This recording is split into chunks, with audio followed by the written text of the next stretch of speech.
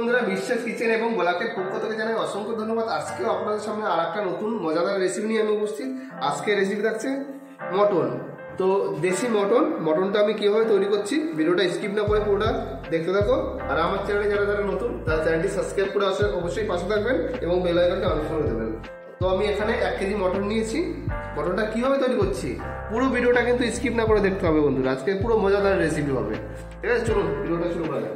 আমি এখানে নিয়েছি 4খান বড় সাইজের পেঁয়াজ, সঙ্গে 2টো রসুন আর একটু আদা, আর সঙ্গে 2টো আলু নিয়ে নিয়েছি। তো প্রথমে আদা এবং রসুনটা একটু পেস্ট করে নেব, তারপরে আমি যে গোটা মশলাগুলো ইউজ করছি সেগুলো আপনাদের দেখাচ্ছি। বন্ধুরা, আমি কিন্তু এখানে প্রথমে মটনটা একটু ম্যারিনেট করে নেবো।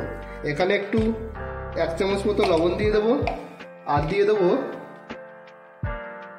1/2 চামচ হলুদ, আর দেবো একটু ঝাল মির্চি, আর একটু দেবো কাশ্মীরি মির্চি। কাশ্মীরি মির্চিটা দিলে একটু কালারটা কিন্তু দুর্দান্ত আসবে। আর দেবো আমি এখানে রসুন এবং আদা আর গোলমরিচি বাটার একটা পেস্ট অল্প একটু আমি দিয়ে দেবো, একটু মটন মশলা, আর দিয়ে দেবো টক দই। আর বন্ধুরা, আজকে টক দই বাড়িতে শেষ হয়ে গেছে, শীতকাল যেহেতু, তো দই বসাতে খুবই প্রবলেম হচ্ছে। তো আমি বাজার থেকে একটু দই নিয়ে এসেছি। তা দই খুব পাতলা, মোটামুটি দোকানেও বসছে না যত সম্ভব। আর দিয়ে দেবো একটু সরিষার তেল। এটা দিয়ে মোটামুটি আমি আধা ঘন্টা মতো একটু ম্যারিনেট করে রেখে দেবো। দেখতে পাচ্ছ মটনটা কত সুন্দর বন্ধুরা, পুরো দেশি মটন। পিসগুলো খুব বড় বড় করে নিয়ে এসেছি। আগে একদিন বানিয়েছিলাম, তো খুব ভালো হয়েছিল 1 জানুয়ারির দিন। তো ভাবলাম ভিডিওটা শেয়ার করা হয়নি, তাহলে আজকে আবার ভিডিওটা শেয়ার করি। আমরা দুজন বন্ধুরা আজকে কিন্তু 1 কেজি মটন নিয়ে এসেছি। পারবো টেনে দিতে আজকে? প্রথমে আমি একটা স্টিম বসিয়ে দিয়েছি, স্টিমে একটু সরিষার তেল দিয়ে দিয়েছি। এই তেলে কিন্তু প্রথমে একটু আলুটা একটু হালকা করে ভাজা করে নেব। তেলও প্রায় গরম হয়ে এসছে, তো হালকা গরম হয়ে যাওয়ার সাথে সাথেই কিন্তু আমি আলুটা ছেড়ে দিয়েছি। ঠিক সেই সময় আমি কি করব, এই আলুর উপরে হালকা করে একটু হলুদ ছুটিয়ে দেবো, আর দিয়ে দেবো সামান্য পরিমাণে একটু লবণ। এটা দিলে কি হবে, আলুর সঙ্গে যেটা আর আগে থাকতে লবণ হলুদ মাখানো লাগলো না, সঙ্গে আমার তেলেও কিন্তু হলুদের পরিমাণটা সামঞ্জস্য চলে আসলো। আর বন্ধুরা, এই হলুদ কিন্তু একটু তেল গরম হওয়ার আগেই দেবেন, তাহলে কিন্তু হলুদটা আর পুড়বে না। এটা কিন্তু আপনাদের একটু খেয়াল রাখতে হবে। ঠিক আমি যেমন দিয়েছি ঠিক তেমনই আপনারা। আর আমি এখানে গোটা মশলা নিয়েছি, দারুচিনি একটা বড়, কিন্তু এতটা আমি কিন্তু দেবো না। 2টো তেজপাতা, 4টে লবঙ্গ, 4টে এলাচ, একটা জায়ত্রী, একটা বড় এলাচ, আর কয়েকটা গোলমরিচ।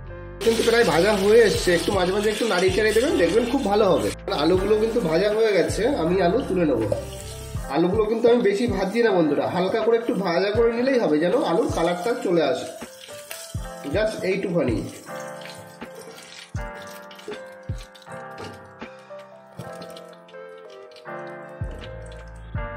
আমি আলু ভাজার তেলেই আমি যে গোটা মশলাগুলো জায়ত্রী, জাফরান, বড় এলাচ, গোলমরিচ, তেজপাতা সব কিন্তু আমি দিয়ে দেবো, যেটা আপনাদের আগেই দেখিয়ে দিচ্ছি ভিডিওতে। এটা দিয়ে 1 থেকে 1.5 মিনিট একটু নাড়িয়ে চাড়িয়ে নেবো। কুচিয়ে রাখা পেঁয়াজগুলো আমি কিন্তু এবার দিয়ে দেবো। পেঁয়াজটা দিয়েও মোটামুটি মিডিয়াম ফ্লেমে 10 থেকে 15 মিনিট নাড়িয়ে চাড়িয়ে ভেজে নেবো। যত সময় না পেঁয়াজটা একটু ব্রাউন কালার চলে আসছে, তত সময় কিন্তু আমি ভাজতে থাকবো। আর বন্ধুরা, পেঁয়াজটা কিন্তু সহজেই নরম হয়ে যাবে, সেক্ষেত্রে কি করতে হবে, আগে থেকে একটু লবণ দিয়ে দিতে হবে, তাহলে পেঁয়াজটা কিন্তু সুন্দরভাবে গলে যাবে তাড়াতাড়ি, আর লেট করবে না। এরকম করে একটু নাড়িয়ে চাড়িয়ে আমি এটাকে একটু ঢাকা দিয়ে রাখবো 10 মিনিট মতো মিডিয়াম ফ্লেমে।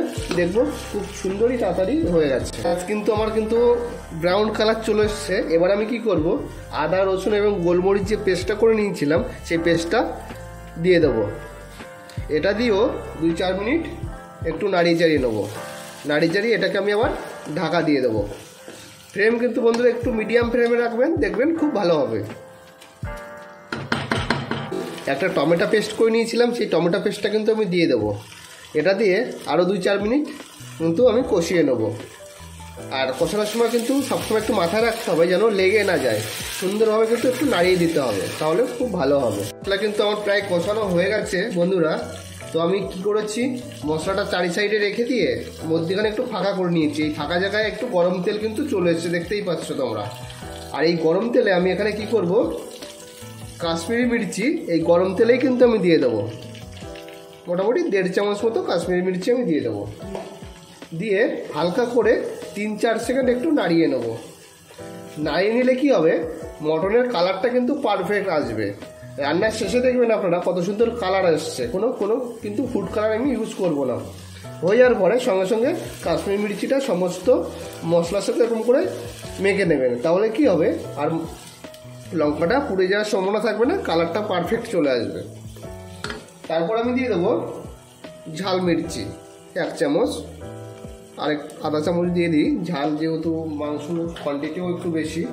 তারপরে দেবো আমি স্বাদ মতো হলুদ, আর দিয়ে দেবো স্বাদ মতো লবণ, সঙ্গে দেবো ধনিয়া পাউডার 1 চামচ, আর জিরা পাউডার দেবো 1 চামচ। দিয়ে মোটামুটি আরও 5 থেকে 7 মিনিট আমি একটু নাড়িয়ে নেবো। এটাকে নাড়িয়ে নিয়ে এটাকে আমি আবার ঢাকা দিয়ে দেবো। দেখতে পাচ্ছ মশলার কালারটা কত সুন্দর চলে এসছে। আর বন্ধুরা, মশলাটা কিন্তু সুন্দরভাবে তৈরি করতে হবে। মশলাটা যতটা সুন্দরভাবে তৈরি করবেন ততটা কিন্তু সুস্বাদু খেতে হবে মটনটা। আমি কিন্তু এখানে দিয়ে দেবো 1/2 চামচ একটু চিনি। চিনিটা দিলে আরও সুন্দর কালার হবে, সেই কারণেই আমি চিনিটা ইউজ করছি। দিয়ে হালকা করে একটু আবার নাড়িয়ে চাড়িয়ে মিডিয়াম ফ্লেমে আরও 1 থেকে 1.5 মিনিট আমি ঢাকা দিয়ে রাখবো। কষানো আমার কমপ্লিট। এবার আমি যে মটনটা ম্যারিনেট করে রেখেছিলাম সেই মটনটা কিন্তু এবার এখানে দিয়ে দেবো। মটন দিয়ে এবার কিন্তু ফ্লেমটা আমি একটু হাই করে দেবো। হাই করে দিয়ে মোটামুটি 15 থেকে 20 মিনিট একটু ভালো করে কষিয়ে নেব।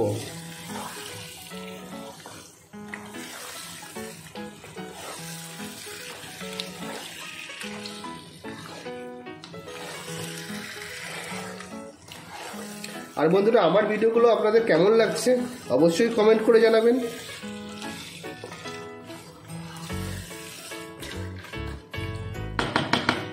হয়ে গেছে, এবার আমি ঢাকা দিয়ে দেবো। তো বন্ধুরা, ঢাকনাটা তুলে একটু নাড়িয়ে দিতে হবে, না হলে কিন্তু সম্ভাবনা থাকবে লেগে যাওয়ার। যেহেতু আমার স্টিমটা এখন কিন্তু একটু হাই করে দেওয়া আছে, এরকম নাড়িয়ে চাড়িয়ে আবার একটু ঢাকা দিয়ে দেবে, দেখবে খুব ভালো হবে। আমার কিন্তু প্রায় 20 থেকে 25 মিনিট হয়ে গেছে। মিডিয়াম ফ্লেমে কষিয়েছি, সুন্দরভাবে কষানো হয়ে গেছে মটনটা। তো আমি এখানে একটু এবার উষ্ণ গরম জল দিয়ে দেবো। আপনারা পারলে ঠান্ডা জলও দেবেন, উষ্ণ জল দিলে গরম জল তাহলে খুব ভালো হয়। আলাদা স্টিমে একটু জল গরম করে নিয়েছিলাম, সেই গরম জলটা কিন্তু আমি দিয়ে দেবো। তাই কিন্তু এটা কিন্তু একটু আগে থেকে মাথায় রাখতে হবে, গরম জলটা করে রাখতে হবে, কোনো প্রবলেম হবে না। গরম জলটা দিয়ে আমি স্টিমটা এবার ফুল করে দিয়ে আমি ঢাকা দিয়ে দেবো। 5 মিনিট মতো ঢাকা দিয়ে দেবো। এটা ফুটে গেলে তারপর আমি প্রেশার কুকারে দিয়ে 5টা সিটি মেরে নেবো। ফুটে গেছে মটনটা। এবার যে আলুটা ভাজা করে রেখেছিলাম সেই আলুটা কিন্তু এবার দিয়ে দেবো। আলুটা কিন্তু আমি আগে দিইনি, কারণ আগে দিলে আলুটা খুব নরম হয়ে যায়, খেতে কিন্তু খুব ভালো লাগে না। লাস্টে আলুটা দিলাম, দিয়ে এবার প্রেশার কুকারে দিয়ে আমি সিটি মারবো। কুকার আমার রেডি। এবার প্রেশার কুকারে আমি মটনগুলো কিন্তু আস্তে আস্তে করে দিয়ে দেবো। বন্ধুরা, মটন কিন্তু আমার প্রেশার কুকারে সার্ভ করা রেডি। তো এখানে আমি এবার একটু কুচিয়ে রাখা ধনেপাতা দিয়ে দেবো, আর দিয়ে দেবো একটু গরম মশলা।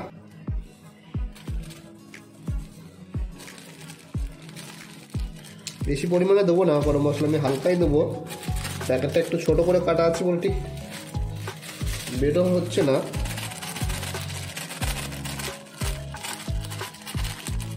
নতুন নিয়ে এসেছি প্যাকেটটা বন্ধুরা, এখনও কেটে আমার বয়েমে রাখা হয়নি। এটা কলকাতা থেকে নিয়ে আসা হচ্ছে বন্ধুরা। এখানে যেখানে আছি লখনৌ, ওখানে মশলা না ঠিক আমার পছন্দ হচ্ছিল না, সেই কারণে কলকাতায় একটা বন্ধু গেছিল, তাকে দিয়ে ওখানকার মশলাগুলো নিয়ে এসেছি। সেই মশলাগুলো আপনাদের দেখাচ্ছি, একটু দাঁড়ান। তাহলে মশলার কথা যখন উঠেছে তো দেখাবো মশলাগুলো আপনাদের, কী মশলা নিয়ে এসেছি কলকাতা থেকে। ঠিক এইভাবে এবার প্রেশার কুকার ঢাকনাটা আমি আটকে দেবো, দিয়ে এটাকে মোটামুটি 5টা সিটি দিয়ে দেবো আমি। দেখুন, জায়ফল নিয়ে এসেছি, গোলাপের পাপড়ি নিয়ে এসেছি, কস্তুরি মেথি নিয়ে এসেছি, এলাচ নিয়ে এসেছি, লবঙ্গ, এই যে দারুচিনি বন্ধুরা, এটা আমার ফেভারিট। দারুচিনি নিয়ে এসেছি, কাশ্মীরি মির্চি নিয়ে এসেছি, লঙ্গের ধনিয়া নিয়ে এসেছি, গোড়া ধনে, বড় এলাচ নিয়ে এসেছি, পোস্ত নিয়ে এসেছি, গরম মশলা নিয়ে এসেছি, সঙ্গে একটু কেশর।